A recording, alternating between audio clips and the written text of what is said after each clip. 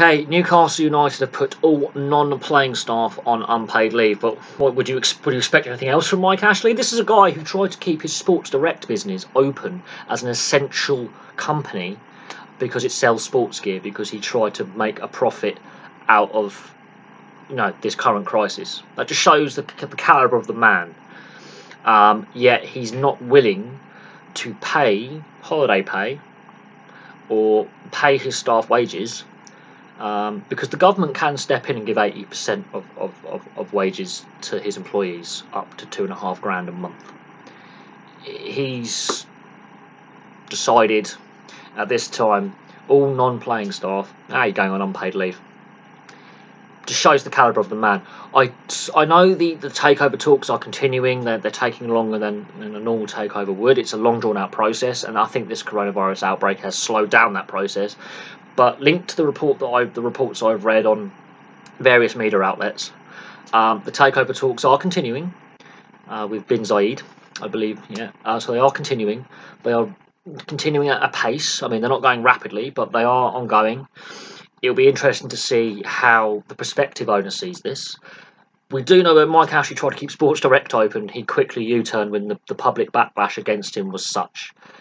Because it's Newcastle United and it's a football club, obviously that only really affects Newcastle fans. But at the same time, if enough people threaten to boycott his stores when they open and put enough pressure on social media, I wouldn't be surprised if he does backtrack on this. But it shows the character of the man who is more interested in his own personal fortune than his employees' health and well-being. Because while they may have to shut down, and that's fine, why is he not paying them paid annual leave? Why is he not going, okay, you might have to take some of your annual holiday now, but we'll cover you through this difficult period? He's not even doing that. He's not giving them a single penny at this time. I wouldn't be surprised if he is forced to do a U-turn. And you've got to remember, football clubs, in fact any sports team, it's more than just the playing staff, so the players, the coaches, it's all the backroom staff, it's the medics, it's the administrators, it's the club shop, it's the canteen in the club office, the training ground, the groundsman, all that. There's a lot of people involved in keeping a professional sports team running behind the scenes that go largely unthanked and unseen. It's club day, it's match day stewards, it's the groundsman, it's the ball boys. Some of them actually, do that as a part-time job on match days when they're 16, 17 years old. They're ball boys, and they get paid for it. Not a lot. The program sellers, the club shop assistant, the stockroom assistant in the club shop, the administrative staff in the office, the HR department, the PR department, who must be right now going, we have this guy as a boss? Really? Thank you for making our job miserable when we get back to work, because now you're not paying me, but I'm in the PR department, so somehow we'll have to salvage the mess that is going to be the next press conference we have. Cheers, Mike. Now, any prospective buyer of this club must be looking at how this guy runs it and going, automatically I can do better. What? We'll just offer them paid holiday as a minimum. Yes, they'll have to rearrange holiday later in the year, but at least we can sort out something for these people.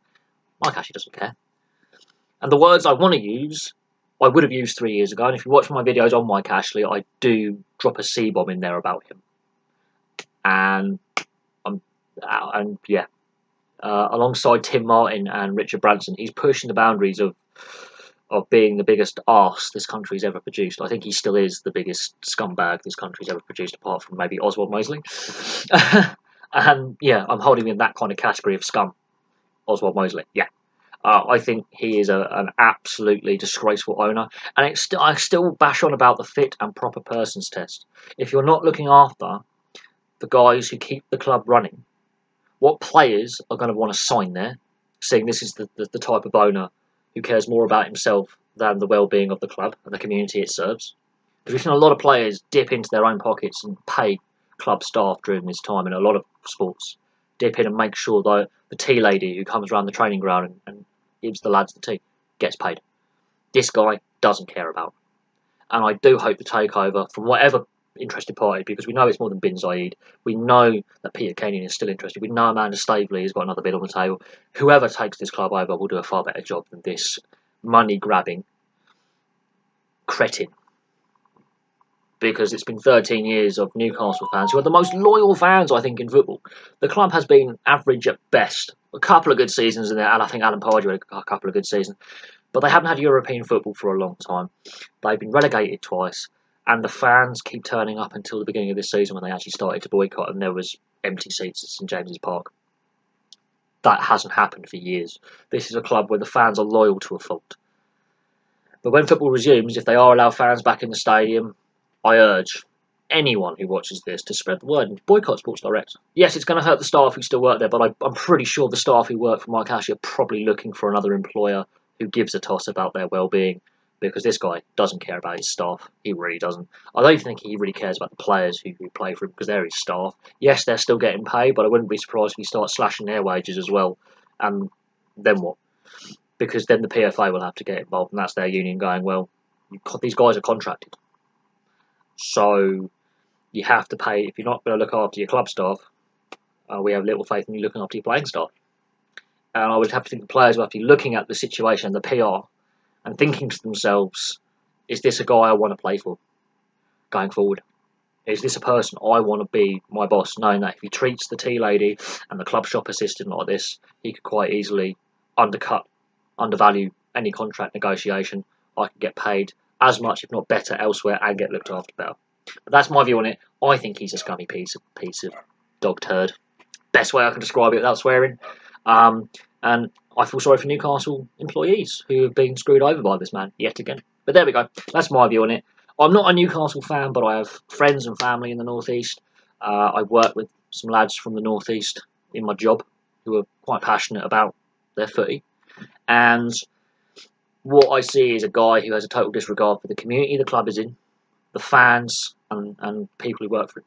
And all his companies, not just Newcastle United. We're talking Debenhams, House of Fraser, Sports Direct. He has a total disregard for their health, their well-being, and the decent wage packet he could give them. He's only interested in himself. But that's my view on it. Thank you very much for watching. Place your thoughts below, and I'll have some more views for you very, very soon.